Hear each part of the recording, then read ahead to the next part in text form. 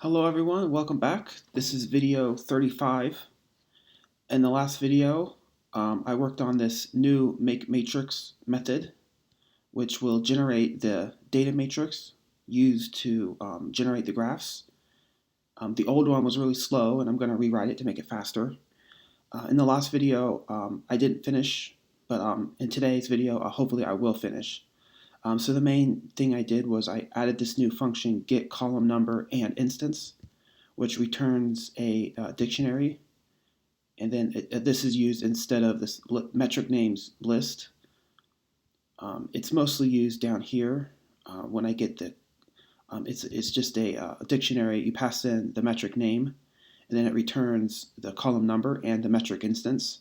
And the metric instance is used to convert the result to the result that is compatible for the matrix. It's this method result to matrix that we pass it through. And then column number is used down here to paste the result into the correct row, into the correct column number of the row. And then down here we have the actual code that writes this this column number and instance list, or dictionary, I mean. And we just iterate over the installed metrics, and then we add it to the column numbers dictionary, and then we return that dictionary. And the key, of course, is the internal name of the metric. And then I plus 1 is the column name. So it's I comes from this enumerate, and it starts at 0, so we add 1 to it, because the column of each metric is indexed by 1, not indexed by 0, because the 0 spot is reserved for the date, and so the first metric will be column 1, and then so that's why we have to add 1. And then the second item is the metric instance itself, which is gets returned right here, and we need it for this. And then that's pretty much it. And today's video, I'm just going to keep working on getting that matrix to work. So the last time, or at the very end of the last video, there was a bug I discovered.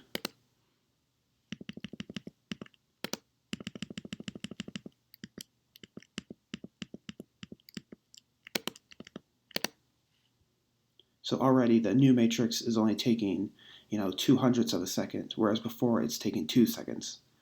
But when we do len old and new, we say it's 408. And the reason for that is really simple. It's just this line here. It just doesn't need to be there. We'll try it again.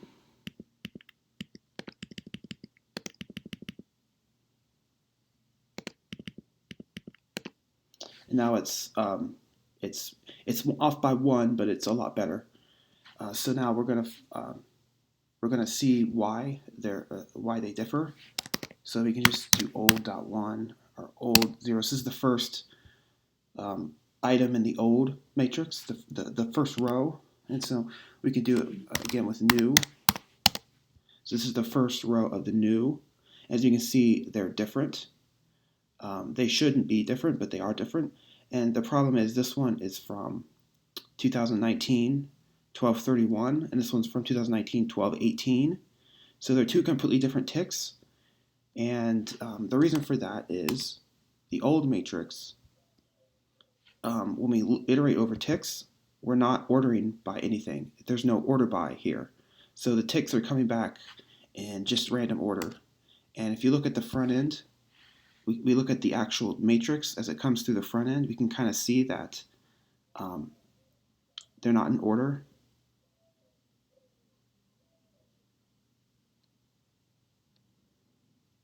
Yeah, so this is 1231, 16.6, and 1231, 16.6. Yeah, so this is I'm trying to find the 18. 1218, it should be in here. Here it is, right? Number 43. It's 1218, so it's not at the beginning. So we can just say right here, order by. So we're just gonna, in the old matrix, we're gonna just modify it slightly so that it iterates over the ticks in order. It's just order by date. Now if I refresh this,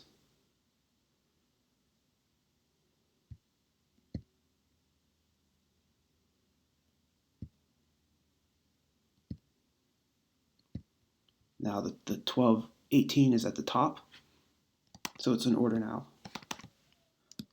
So now I can do this again.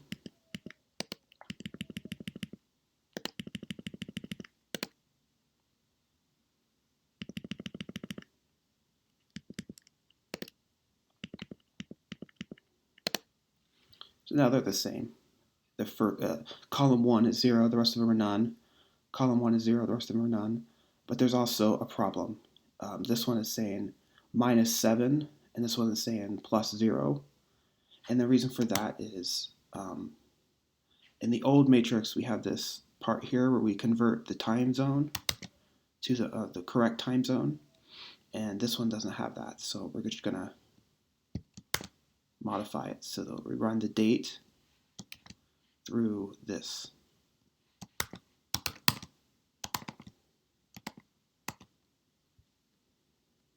And then we need this line also.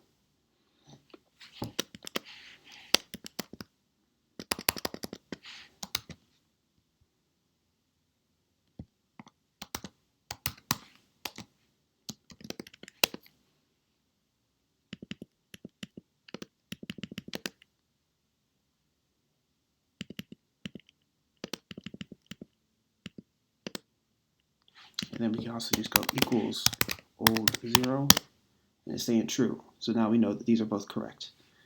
And so now we'll make a loop. Just say 70, 74.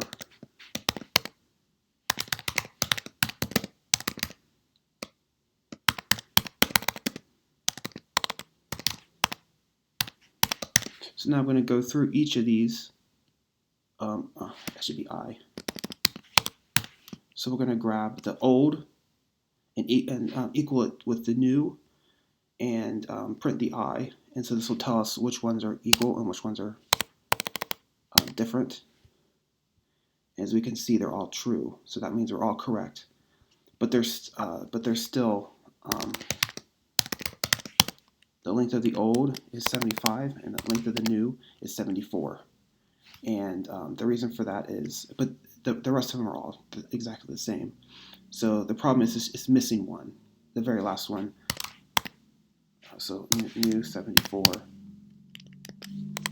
73, and then old 73. These are both exactly the same, but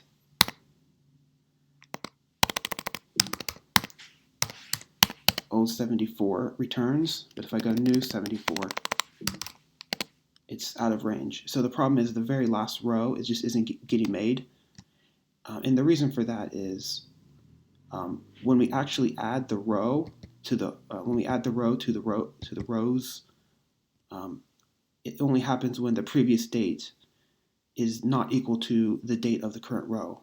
But on the very last iteration, for the very last row, that is, this is never going to happen because there's never another row that's different. So the solution is at the very end of the iteration, after it's all done, we'll just say rows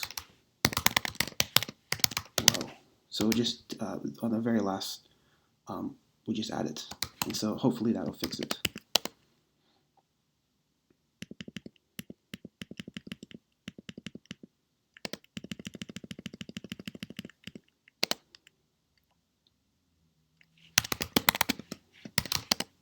And there it is, old equals new.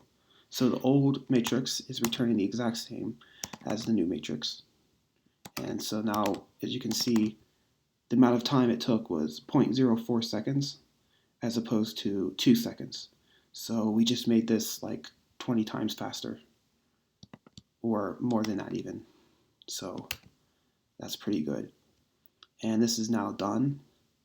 So the next step is to go to the get matrix view, and we're just going to call this, well, we're going to do it differently. We're going to rename this to just make matrix, and we're going to call this one old make matrix. And I'm just going to leave it here for now, but I could just delete this if I wanted to, but I'm just going to leave it. And then now we can refresh the page. And this is it took 56 milliseconds. So it's a lot faster. And the page is much quicker as well. Yeah, it's much faster. So now that's done. And the next thing I'm going to do is I'm going to build the CPU metric. So the first thing is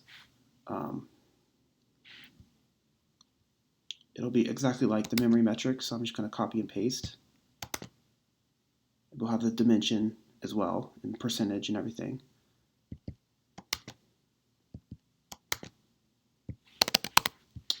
And then poll will be kind of similar. So I'm going to obviously modify it. Instead of virtual memory, it'll be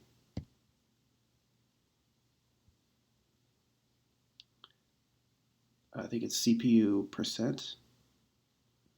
Yeah, CPU percent down here.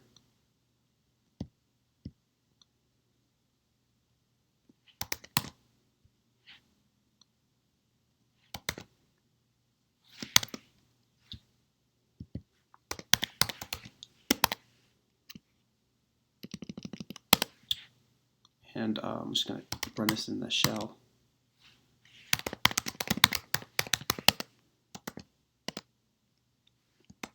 Okay, let's just return.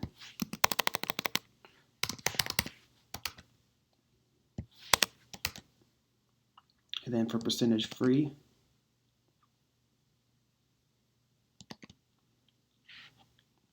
the same thing, 100 minus CPU. So like that. And this might be reversed because I'm not sure if this gives us CPU percentage used or if this is CPU percentage that's currently being used. I'm not exactly sure.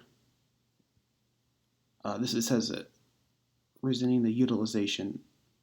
So I guess this would be percentage used. So that's correct. And then percentage free, or just like without the percentage, that's not going to really be, it's not applicable here.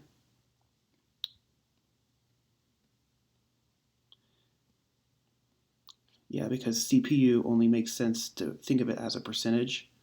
So only percentage is going to actually be implemented. So I'm just going to delete these. And then everything else is the same. I can say by default it'll be percentage used. That's the most logical, I think. And I'm going to just make this be the default.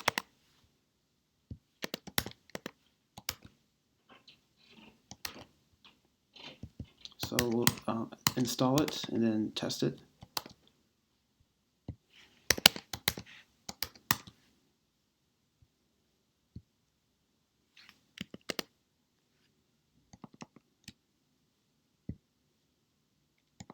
I have to make it tick first.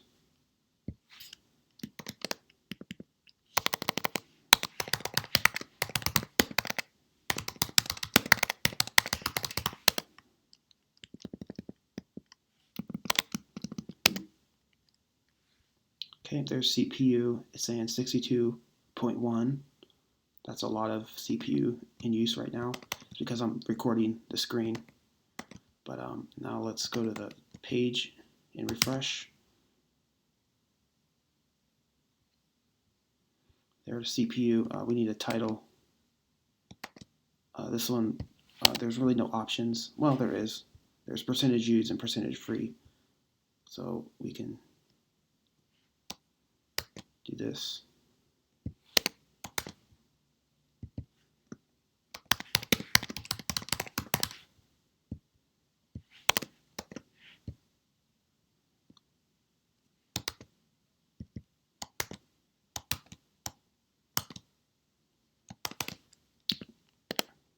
Let's make a second one so it makes a line. There it is. Percent. That looks about right.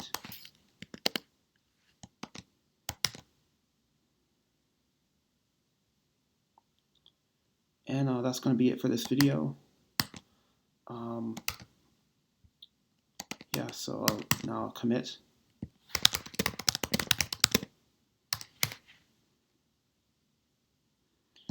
And in the next video, I will get started using these alerts. So this is something I mentioned in another video.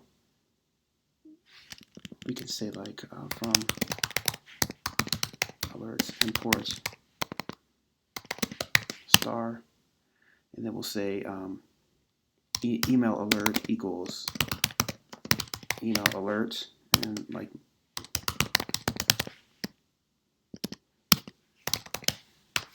that. And then for like when we have a metric, we can say like equals EA, greater than or less than like